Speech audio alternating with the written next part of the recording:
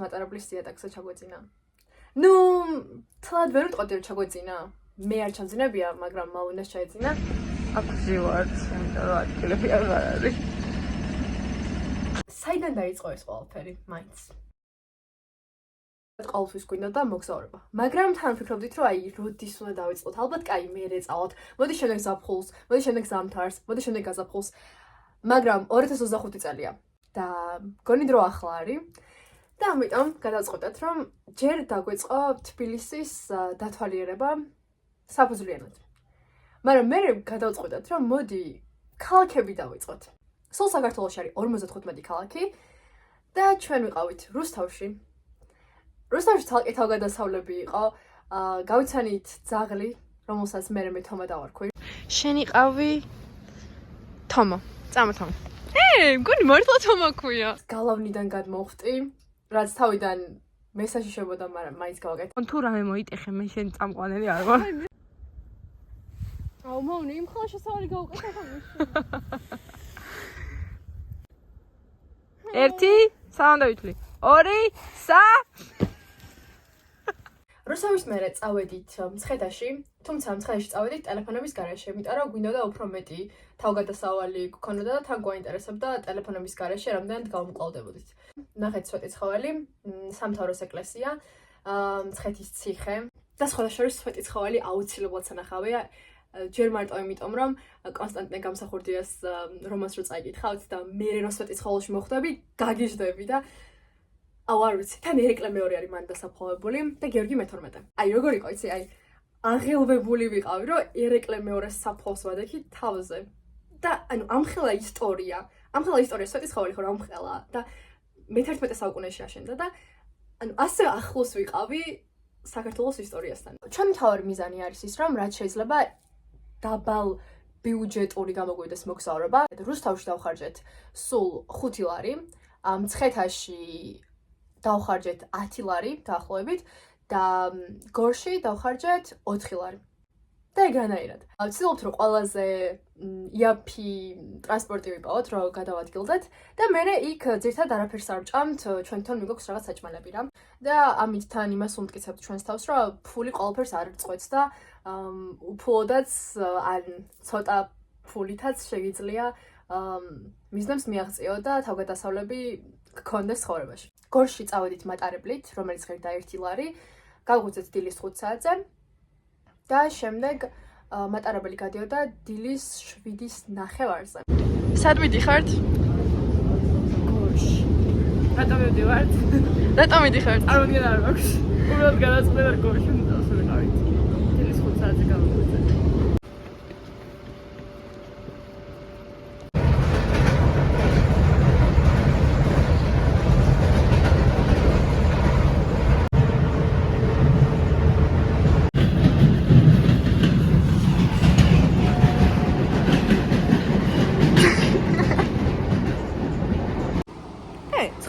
წუთია.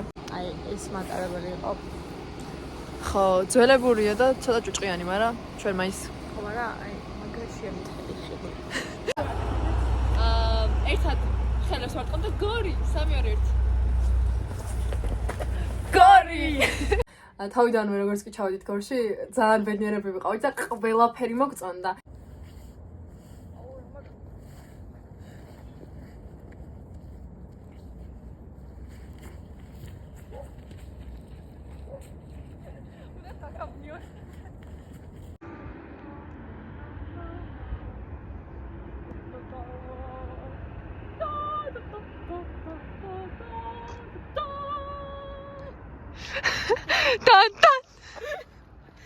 ყველა ქალაქშიც ჩავდივართ ვაკვირდებით, რომ სხვანაირი ტიპის ადამიანები გვხვდებიან, მაგრამ მსგავსები არიან იმ კუთხით, რომ უნდათ დახმარება და არ ვიცი, თბილები არიან, ასე რომ ვთქვა. მცხეთაში რო ჩავედით, დავაკვირდით, რომ უმრავლესობას მამაკაცებს ჰქონდათ ულაშები და ძალიან უხდებოდათ სხვადასხვა.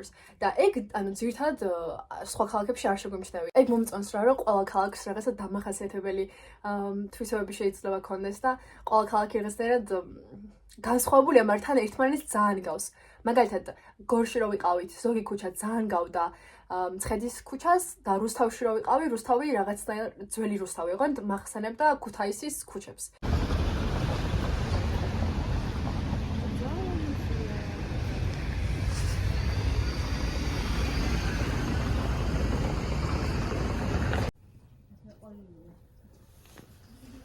შედარებით პატარა პრობლემა შეგვექმნა იმ დროს, როდესაც ტელეფონები გაგვეთიშა რა. ხო და ეხლა რა უნდა გვექნა? გადავწყვიტეთ, რომ რაღაც კაფეში შესულიყავით და დაგვეტანა იქ. შევედით და არავინ არ იყო საერთოდ ჩვენს გარდა იქ. დავსხედით და გვითხრეს, ანუ მენიუ შემოგთავაზეს მოკლედ. და როგორც აღნიშნე, დაბალ ბიუჯეტური მოგზაურობა გვინდა და გქონოდა. ამიტომ გადავხედეთ მენიუს და ой, საოცრებაო.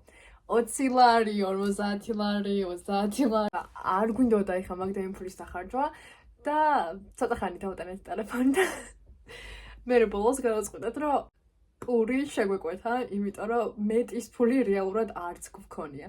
9 საათი ვისხედით იქ და მიმტანს ალბათ ეგონა რომ ვარჩევდით რომელს.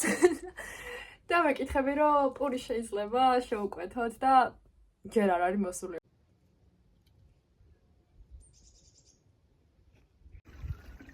ან წყალს ვეძებდით მეგობრებო, ძალიან წყუროდა და თურმე აი აგერ ყოფილა. აი.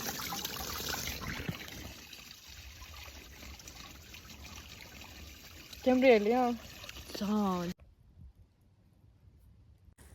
კაკრების ტყეში ვართ რუსთავში.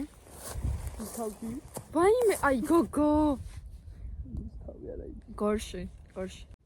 ვართ უბრალოდ დავსეინებ და უცებ ხედავთ რომ რაღაცა კლდეზე თან შორს არის ეკლესია. და აი გავიფიქრეთ რომ ვაიმე რა შორია, მაგრამ რაღაც საინტერესო ჩანს. და ამ დროს გავიფიქრე რომ კაი ოდესღაც ავალმანდ.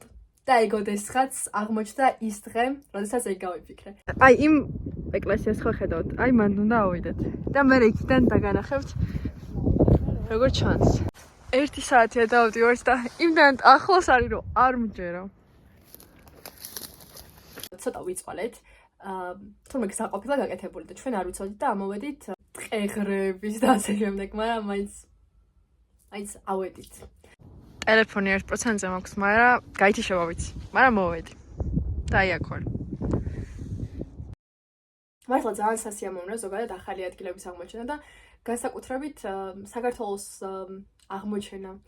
იმიტომ რომ აი მართლა ულამაზესი ქვეყანა იგებისებით. ლატვიაში ხო ვიყავი რა. ლატვია ვერ ვიტყვი რომ ულამაზესი ქვეყანა და რაღაცა ძალიან გამოირჩევა. ყველა ქალაქს რო ნახავ, ჩემი აზრით, საქართველოში და ყველა კუთხე კუნჭულს რომ მოივლი, მე სხვა ქვეყნებს ეგრე აღტაცებით ვეღარ შეხედავ. და არ მგონია რომ ოდესმე ისეთი ქვეყანა ვნახოს, რომელიც უფრო შემიყვარდება ვიდრე საქართველო.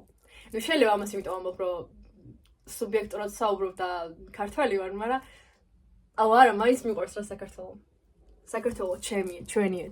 და იმედი მაქვს შენს ბევრს იმოგზაურებ, იმიტომ რომ მოგზაურობაში ძალიან დიდი სიამოვნებაა და ძალიან ბევრ მაგარ ადამიანს გაიცნობ და ანუ სხვებს კი არ გაიცნობ, მარტო შენს თავს გაიცნობ უფრო უკეთ.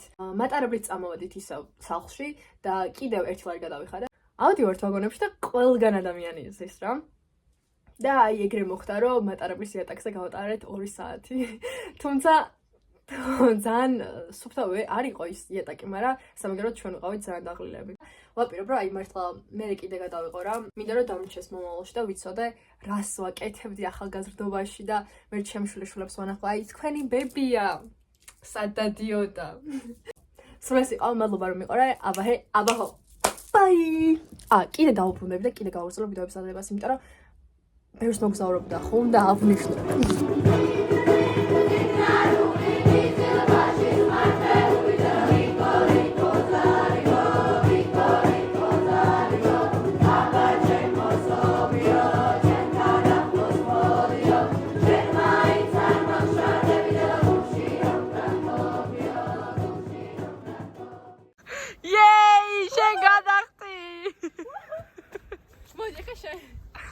აუ შანსი არ არის გენაცვალე.